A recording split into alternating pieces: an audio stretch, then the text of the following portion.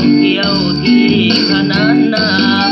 ประชาชนน้ำใจงดงามอยากให้มายามสาวเมืองจำปามาจากทิศใดแห่งหนใดบ่เคยลังเกียจบ่เคยยามเยียดยังตอนหาพันทุกเวลานี่คือน้ำใจที่โดดเด่นของสาวจำปาตลอดเส้นทางไปมานี่เป็นส่วนหนึ่งของแผ่นดินลาวคนลาวจากถิ่นหากได้ยินเสียงเพลงค่อยฮ้องอย่าลืมบ้านเด้อพี่น้องเดี๋ยวนี้บ้านเฮาได้พัฒนา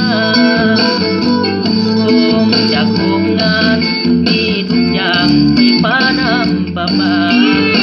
ถนนหนทางไปมาสะดวกแล้วนะเป็นตาสะอ้อน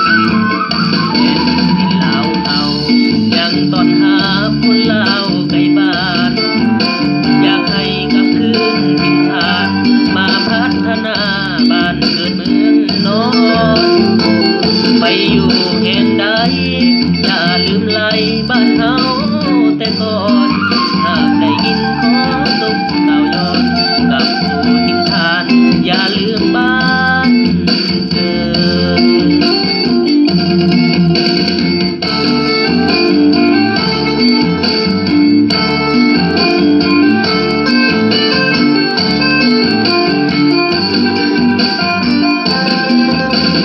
โอ้พี่น้อง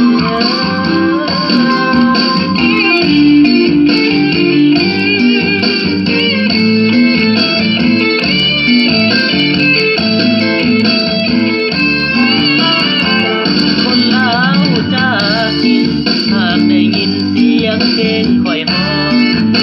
อย่าลืมบ้านเด้อพี่น้องเดี๋ยวนี้บ้านเฮาได้พัฒนา